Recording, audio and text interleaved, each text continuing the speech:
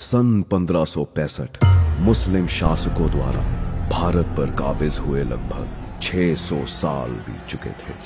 उत्तर में मुगलों के नाम से सुन्नी तो मध्य में शाहों के नाम से शिया राज कर रहे थे। दक्षिण में विजयनगर आखिरी हिंदवी साम्राज्य था। इसकी समाप्ति के साथ ही संपूर्ण भारत मुस्लिम साम्राज्य होने वाला था। 15 जनवरी 1565 को मुस्लिम शासकों द्वारा विजयनगर के अंतिम सम्राट राजा राम राय की गर्दन का सूली पर चढ़ा दी गई और इसी के साथ हुई हिंदवी साम्राज्य की संपूर्ण समाप्ति की घोषणा। पर फिर भारत को बेबीलोन की तरह किताबों के पन्नों से गुम होने से कैसे बचाया गया? कैसे एक मृत कर दी गई सभ्यता फिर जीवित हुई?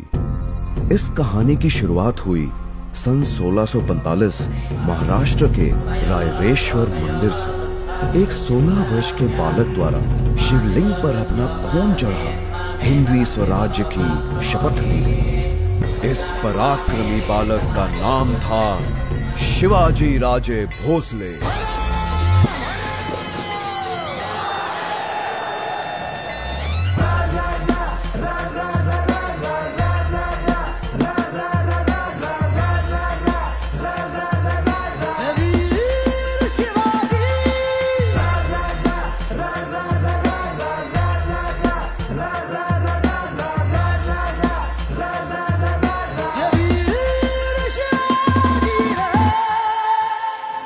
केवल 16 वर्ष के इस बालक ने 2000 की सेना के साथ विश्व की सबसे बड़ी सल्तनत को चुनौती दे डाली। एक एक कर वो मुगलों व शाहों के किले जीतने लगा। सन 1659 में मुस्लिम जगत के सबसे खूंखार सिपह सलार अफजल खां को शिवाजी से निपटने के लिए भेजा गया।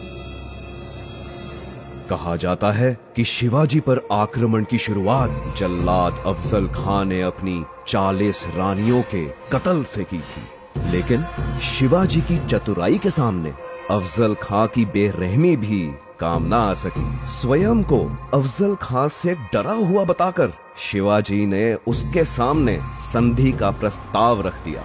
अहंकार में मदहोश अफजल खां चंद सैनिकों के साथ संधि करने शिवाजी के किले में दाखिल हो गया। शिवाजी ऐसा मौका चूकने वालों में से न थे।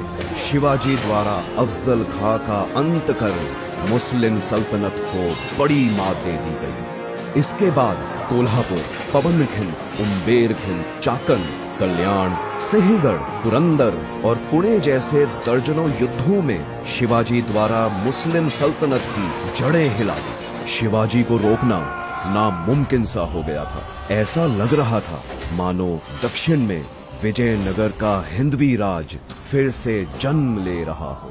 पर औरंगजेब भी जोश में होश खोने वालों में से नहीं था। कुछ दिन के धैर्य के बाद उसने एक दिलचस्प दांव खेला। अपने अधीन हिंदू राजा जय सिंह को उसने शिवाजी के मुकाबले में खड़ा कर दिया। हिंदवी स्वराज्य की कामना करने वाला शिवाजी हिंदू राजा पर वार नहीं कर पाएगा। औरंगजेब ये बात भली भांति जानता था और ऐसा ही हुआ। शिवाजी को पहली बार पीछे हटना पड़ा। जीते हुए 35 में से 23 किले मुगल सल्तनत को वापस करने पड़े। एक बार फिर भारत भूमि के किसी योद्धा को अपनों के ही कारण परास्त होना पड़ा। इसके बाद शिवाजी ने एक हैरान कर देने वाला निर्णय लिया। उन्होंने औरंगजेब को एक पत्र लिख उसकी ओर मित्रता का हाथ बढ़ा दिया। सब स्तब्ध रह गए। शिवाजी इस दांव से क्या हासिल करना चाहते थे, किसी को कुछ नहीं समझ आ रहा था। शिवाजी को झुका हुआ देख औरंगजेब काफी प्रसन्न हुआ।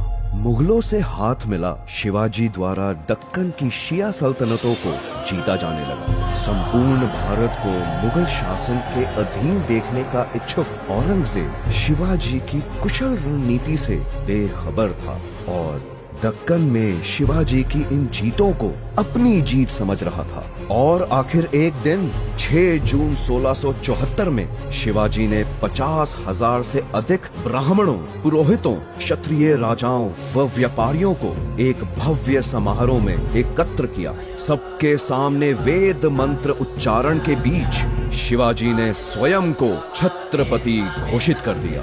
हिंदवी सल्तनत अब एक स्वतंत्र सल्तनत ऐलान की जा चुकी थी। औरंगजेब क्रोध से बौखला उठा। शिवाजी द्वारा एक अलग सल्तनत की घोषणा सीधी मुगल साम्राज्य को बड़ी चुनौती थी, पर अब बहुत देर हो चुकी।